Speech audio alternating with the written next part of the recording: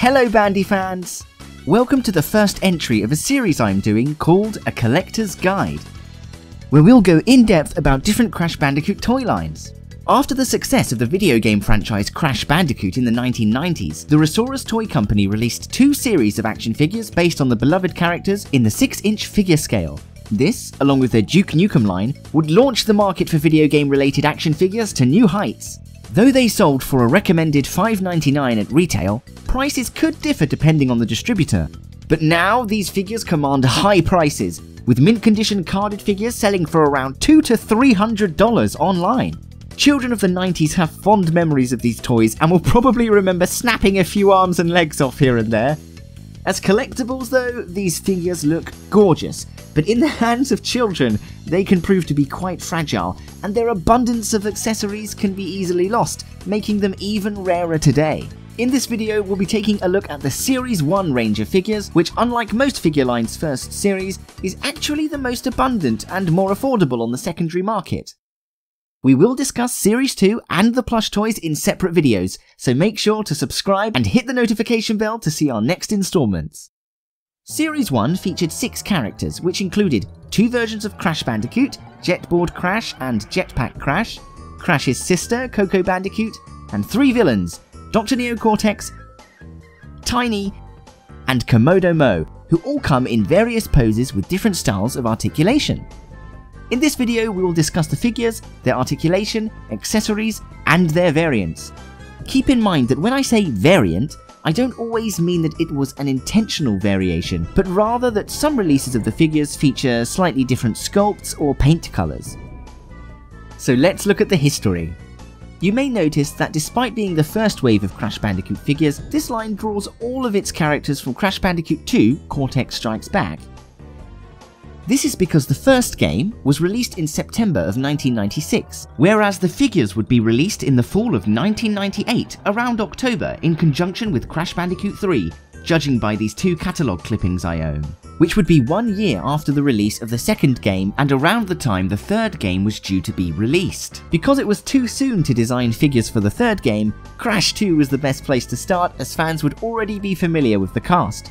Due to the low poly look of the PS1 games, it was up to ReSaurus designer Kenneth Lilly to add detail and style to the characters, to bring them to life in the real world. Hence, some of the characters will feature details that you haven't before seen in the game. So, with the history out of the way, let's talk about the toys. First, let's take a general look at the card. The Series 1 card has a purple night sky theme, with an image of Crash flying away from Cortex Castle on a rocket. You may recognise this from the Crash Bandicoot launch poster. The back of the card features a larger image of Crash, as well as images and bios for each character in the series. All of the packaging in this line looks the same, with the exception of Tiny and Komodo Moe, whose bubbles are slightly larger to fit their enormous bodies. The front of the bubble features a cardboard cutout featuring the character's name and a rendered image of them. These were the images that Universal gave to ReSaurus to act as reference for designing the figures. You can see the Universal Interactive Studios logo, as well as the ReSaurus logo on the card. The cardboard cutouts on the front of the bubbles are glued into vacuum-formed shapes in the bubble itself, which makes them more secure, however they are easy to damage or lose, so finding them intact can be difficult. On the bottom left of the card back, you can see a sticker with the character's name, reference number, and some other details, like ReSaurus' address. Also, if you're wondering why some of these have Japanese stickers, I live in Japan and purchased most of my figures here. Whilst it's not directly a variant, you can find these figures with stickers in other languages such as Japanese and French. Now let's take a look at the figures, starting with Crash Bandicoot, who appeared twice in this series, as both Jetboard Crash Bandicoot and Jetpack Crash Bandicoot. Amazingly, despite the 2 concepts only differing in accessories, ReSaurus created 2 unique sculpts for Crash Bandicoot, only using his mohawk, waist section and 1 leg for both figures. The legs of these figures have a confusing history. You can find both figures with either a bent or flat foot, but before we get into that, let's talk about the figures and their accessories. The first figure of the line is Jetboard Crash Bandicoot, who stands at around 12 centimeters tall. And straight out of the box, he looks like the iconic hero we play in the game. Except this time, his brown gloves and red boots have been swapped for black ones. He is, however, wearing his signature pair of jeans, except this time he has lots of extra details, such as pockets at the back and painted on seams. Jetboard Crash comes in a wacky pose with his mouth wide open and his arms flailing around as if he's trying to balance on his board. The figure comes with 7 points of articulation in the shoulders, hands, his waist, and each leg.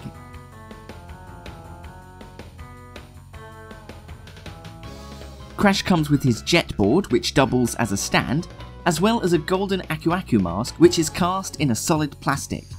He also comes with a Wumpa fruit in a rubbery plastic, a green crystal cast in a clear plastic, and a plastic crate that can be unfolded like a checkpoint, or used to store Wumpa fruit and other accessories.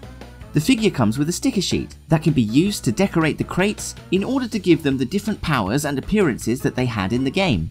The crate also comes with sides containing X panels to signify regular crates and straight panels to signify bounce crates.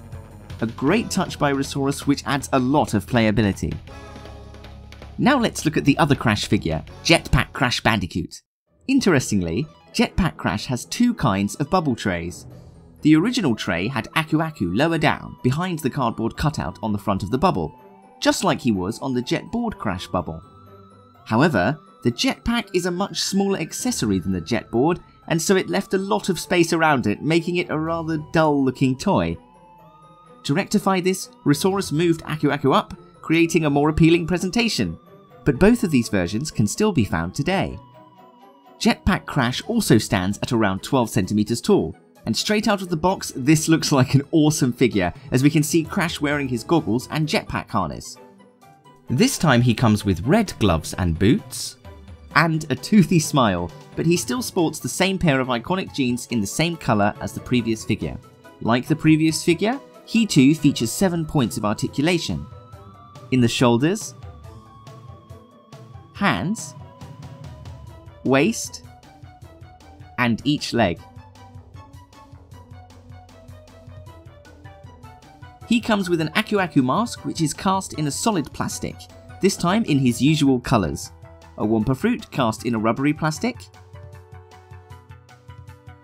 a red crystal cast in a clear plastic, and another plastic crate with sticker sheet. The jetpack harness and goggles are made from a rubbery plastic that can be unclipped from the front. When gently manipulated, the harness can be removed from the figure, giving you a more in-game accurate Crash Bandicoot figure in his neutral pose. This, coupled with the fact he comes with a normal Aku mask, means that he is the best choice if you're looking for a game accurate figure from this line. Okay, so now we've mentioned both figures, let's talk about the feet variations. Originally, the Jetboard Crash was designed to have 2 flat feet to balance himself on the waves. And the Jetpack Crash was designed to have 1 foot bent to make it look like he was flying through the sky, or about to take off, ready to stop the escaping Dr. Neo Cortex. No! You haven't seen the last of me, Crash Bandicoot! However, the heavy jetpack on the Crash figure caused him to have balance issues, and the curved surface of the jetboard, along with the fact it only had 1 foot peg, would cause Jetboard Crash to fall over time. To correct this, the geniuses at ReSaurus saw an easy fix for both problems. Both of the figures had their left legs swapped. ReSaurus also took this opportunity to correct the colour of Jetpack Crash's gloves and boots to a more game-accurate burgundy colour. A flat-footed Jetpack Crash could better evenly distribute his weight, and a Jetboard Crash could rest that bent foot up against the N.Gin, stand proudly and not fall over. Despite confirming the change with the factory before the figures were released, the factory messed up and accidentally produced both types, so you can still find both versions today. So, which variant do you have in your collection? Now that's out of the way, let's take a look at his little sister, Coco Bandicoot. Coco comes in her standard outfit, a white t-shirt and denim dungarees. Unlike the game, however, she has both straps placed firmly on her shoulders, and her signature pink boots have been traded in for purple ones. Coco stands at 13.5 centimeters tall, so she's actually taller than Crash. Notoriously one of the most delicate figures due to her thin limbs and neck, Coco also comes with 7 points of articulation, this time in her ponytail, her front ponytail, her head, which swivels, and her arms, and her legs. She also comes with a clear crystal, this time in blue, a Wumpa fruit, and a crate with stickers, as well as her personal laptop, and interestingly, 2 animal enemies, a lizard and a penguin. This is probably because Coco doesn't have any larger accessories like jetboards or jetpacks of which to speak. I really love the sassy pose of this action figure, but unfortunately it does make it almost impossible for her to hold her signature weapon, her laptop. The development of this figure was quite a difficult one actually. Getting Coco's face to look the right amount of cute and Bandicoot was a big challenge, and you can see all of this and more on designer Kenneth Lilly's Instagram page, linked in the description below. Next up on the list is the arch-villain, Dr. Neo Cortex. With his sinister smile and deranged eyes, he looks stunning straight out of the box. Dr. Neo Cortex is the shortest of all the figures in Series 1, standing at just under 11.5 centimeters tall. This is the only Dr. Cortex figure that stays truly faithful to his in-game design, by giving him hair that wraps all the way around his head in a semicircle, as opposed to only sticking out to the sides like other figure interpretations from the period. Dr. Cortex features 6 points of articulation in his bull hinge joint shoulders, swiveling wrists, and waist. He also has very limited neck articulation, but it is there, so 6. He comes with a black crystal, a Wumpa fruit, a sticker sheet, and this time a green nitro crate that can also be unfolded and used to store accessories. These nitro crates were given to all the villain characters in this series, and they also come with the same sticker sheet as the heroes. His most important accessories, however, are his ray gun and rocket sled. Despite being impressive in size and incredibly well detailed, the rocket sled and ray gun don't perfectly replicate their in-game counterparts, instead focusing on detail and function. The original jetboard design features a jet underneath the board as well as a front fin, but these wouldn't have been practical for the figure. His gun also got some extra upgrades, such as a scope and a more 60s sci-fi style design. The most striking thing about these accessories is that they are in a blue colour, as opposed to the vivid red colour that they are in the game. The figure was originally designed with the red board, as you'd expect, but changing it was a conscious decision, as marketing felt that parents and casual buyers may confuse the villains and heroes if they had the same coloured vehicles. The idea of different coloured schemes for heroes and villains goes all the way back to the early days of action figures. When displayed on his board, Dr. Neo Cortex stands tall and proud, but the soft plastic used to make his legs has been known to weaken over time, and it will leave Cortex looking a little more like, well, Michael Jackson. Come on! Next up is Tiny. That's right, just Tiny, not Tiny Tiger. ReSaurus were only given this name to work with, just like in the original game and manual. But this is one impressive figure. Tiny is a giant figure, standing at 18.5 centimeters tall. He absolutely towers over the rest. He is beautifully detailed from his tongue and teeth to his muscles and fur detail. An absolute beast! Tiny is very accurate to his in-game appearance and features 2 large spiked shoulder pads or pauldrons on each side. He also has his signature big red stomping boots and his fur loincloth, which is the first example of soft goods in this figure line. The main inaccuracy that Tiny suffers from is that his belt is a thin black piece of rubber, instead of the thick leather or brass belt that he has in the game. ReSaurus wanted to do his original belt, but that would mean casting it in hard plastic, which wouldn't work for the figure because he needed something more malleable. Tiny has 2 muscular arms, with the right arm featuring a bend in the elbow which is not articulated. As we all know, Tiny does skip leg day, and his skinny legs are represented here too. It's incredible how ReSaurus got him into such a dynamic pose whilst balancing on those scrawny little legs. Luckily for Tiny, he has his tail, which can be used to help him stand up. Oh, speaking of his tail, Tiny has a whopping 10 points of articulation in his head, which is on a ball joint, his hinged jaw that opens and closes, both of his shoulders, which are on ball hinge joints, his swiveling wrists, waist, legs, and tail. He too comes with a nitro crate and sticker sheet, a Wumpa fruit, and the only game-accurate coloured purple crystal in the figure line. Tiny also has a variant figure. During the production of this figure, a running change was made, and his muzzle and abs were changed from a darkish grey to a brighter yellow. Whilst the guys from ReSaurus can't remember what colour came first, it would appear that early paint masters of the figure show Tiny with a grey muzzle, and early pre-release advertisements and promotional photography show a grey muzzled Tiny as well. This change was probably at the request of the licensor Universal Studios. Whilst I think the grey look provides more contrast and suits the figure a bit more, the yellow fur is definitely more game accurate. So which do you prefer? Let me know in the comment section. Last but not least, the final figure in Series 1 is Komodo Moe, who stands at around 16.5 centimeters tall.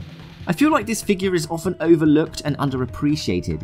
It is such a gorgeous figure with a very detailed sculpt and excellent paint job. However, he's not an incredibly popular character.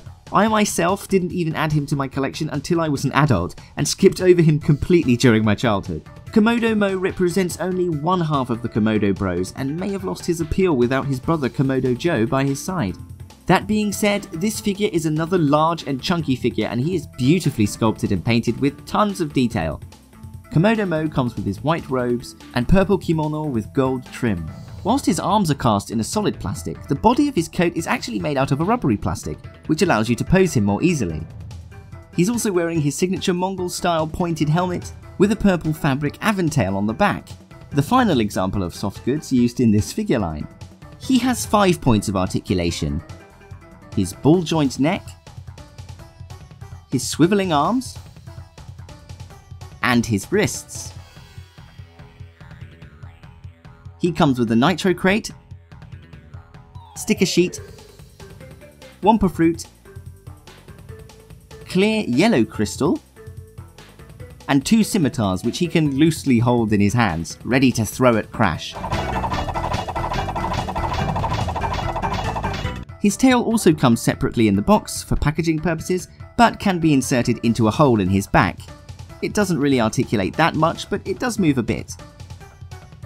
Komodo Moe also has a variant. However, this time the variant doesn't concern the figure itself, rather the box in which he comes. The original release of the box features Komodo Moe as he appears in the production art for Crash Bandicoot 2, with his scimitar in his right hand. But this unfortunately obscured the face of the character and led to lackluster sales for Moe. So a change was made, where the box was redesigned with the image flipped so that Moe's face could be seen. However, the cloth on his helmet sometimes obscures his face, so it seems like Komodo Moe is forever cursed. Well, there you have it. That's the entirety of Series 1. And here's a special mention to the Keychain Crash Bandicoot, which was made as an exclusive for one retailer, possibly KB Toys. However, it is essentially the jetboard Crash Bandicoot figure with a keychain drilled into his back. Due to its limited release, this figure has become one of the rarest pieces of Crash Bandicoot merchandise of all time, and I'm very lucky to have him in my collection.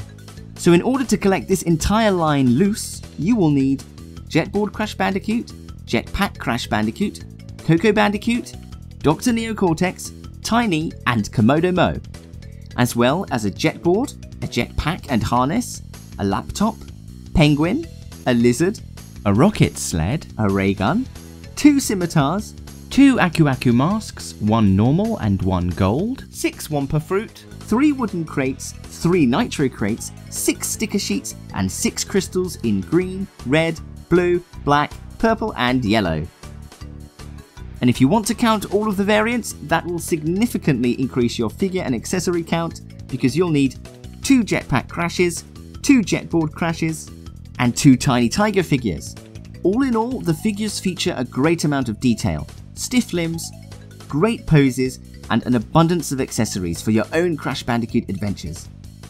and the fact that some items weren't accurate to their in-game counterparts can be completely forgiven, as the designers did their best to bring the low poly characters into our world with lots of extra detail, and they look all the better for it. And a variety of crystal colours were added to work as extra collectibles within the line.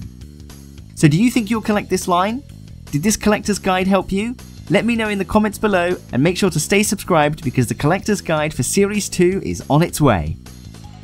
If you made it to the end, thank you so much for watching this video. The socials of everyone I mentioned in this video will be in the description, so please check them out. Also, please consider liking the video, subscribing to my channel, joining our Discord, and following me on Instagram and Twitter for even more rare Crash Bandicoot merchandise. Hit subscribe! And don't forget to press the bell icon, you miserable bandicoots!